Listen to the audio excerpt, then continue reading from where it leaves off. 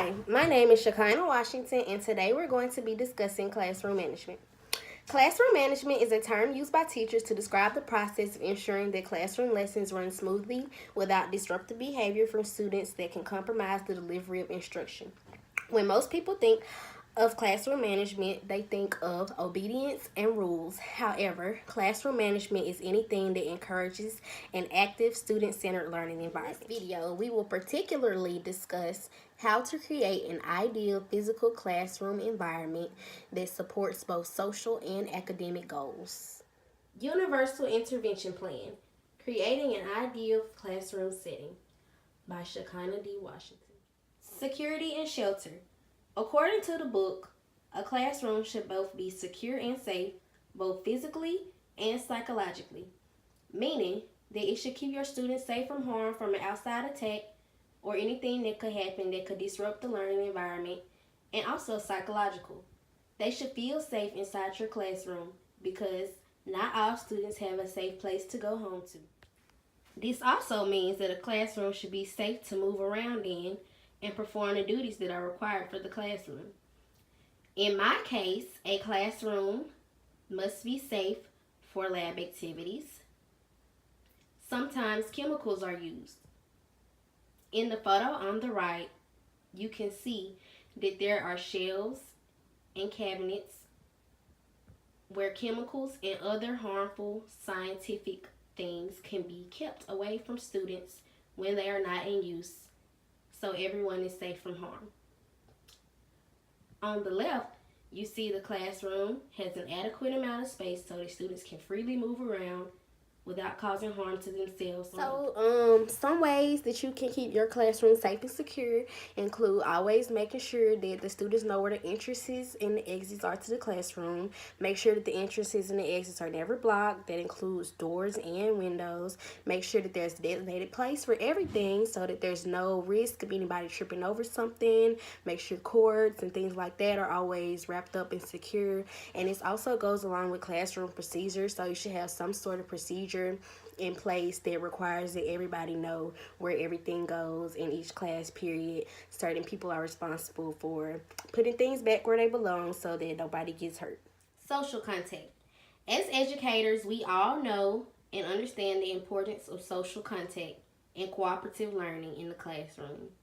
Social interaction is vital in order for learning to happen, and it also has been shown to promote achievement. In his book, No Contest, The Case Against Competition, Alfie Kohn makes a case against competition and gives many reasons as to why it can be detrimental to student learning and achievement. Cooperative learning can be beneficial for several reasons. For example, there are emotional benefits. When children are constantly pitted against one another, it can cause them to feel less than and have low self-esteem. The elimination of the nerd stigma deals with students who are seen as smarter than, more intellectual, being called nerds. However, when there is cooperative learning and group work, the students who are more intellectual are seen as helpful teammates. Interest in the subject is also been shown to be raised when students work together. So it's very important that we learn how to effectively work with others. I know a lot of times we don't want to work with other people because we feel like that we should individually be responsible for our success, and to a certain extent that is very true. You are the master of your own destiny in a way, but also you cannot get around interacting with people no matter which way you cut it. If you work from home, if you don't work at all, you're going to have to come in contact with people at some point, and you're going to have to learn how to work with them. And so what better place to learn how to do that than in a safe and secure classroom environment? You also have to be very strategic with the way that you do group students. I feel like that you should base your grouping off ability. However, you should never have, all of your high-level students working in a group or all of your low-level students working in a group. Groups should be very diverse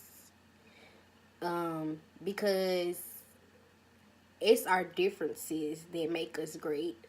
As I've stated many times since I've been in this course, and that I actually have come to realize is really the case. It's the things that set us apart from others, that make us who we are, and everyone has something that they can contribute. You just have to find out what it is. So you should have students of all different learning abilities and levels in the same group so that everybody can come and contribute something positive to the learning outcome. Symbolic identification.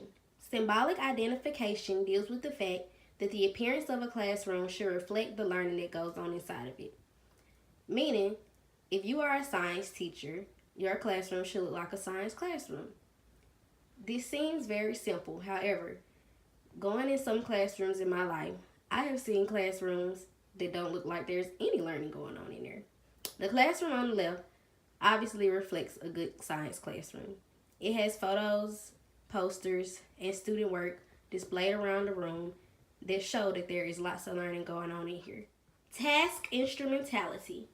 Task instrumentality is the idea that the environment of a classroom should help students and teachers accomplish the required task of the class, meaning that the classroom should have the available resources to meet the standards that are required by the teacher to teach. On the right, we have some things that would be required for my science classroom in order for me to meet the standards.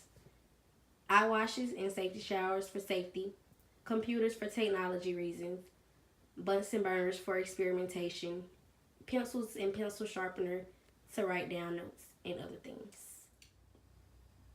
Pleasure. The room should be aesthetically pleasing, meaning that it should be easy on the eyes and nice to look at, and decorated with things such as pretty colors, posters, warm lighting, and inviting plants that make the classroom feel a little more homey and safe to the students. Lastly, a classroom should be a place where students can grow and develop intellectually. These are a few questions to consider when designing your classroom layout. Will my students feel safe and secure here? Will my students be safe from harm in this environment? Is there room to move around and rearrange if necessary? Is this a good environment for my students to collaborate and learn together? Does this look like a science classroom? Does it look like there is learning going on in here? Does this layout include the materials needed for my students to learn, grow, and develop? And finally, will the students be pleased with how the classroom looks?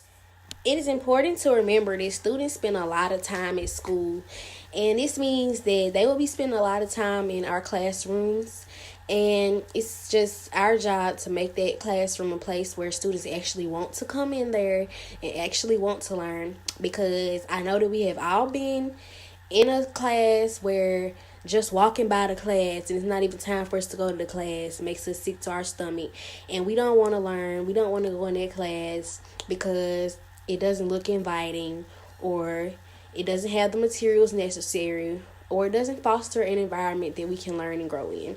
So it's just important that we try lots of different arrangements.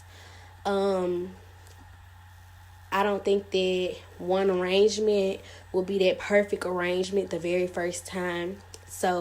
And then every bunch of students is also going to be different.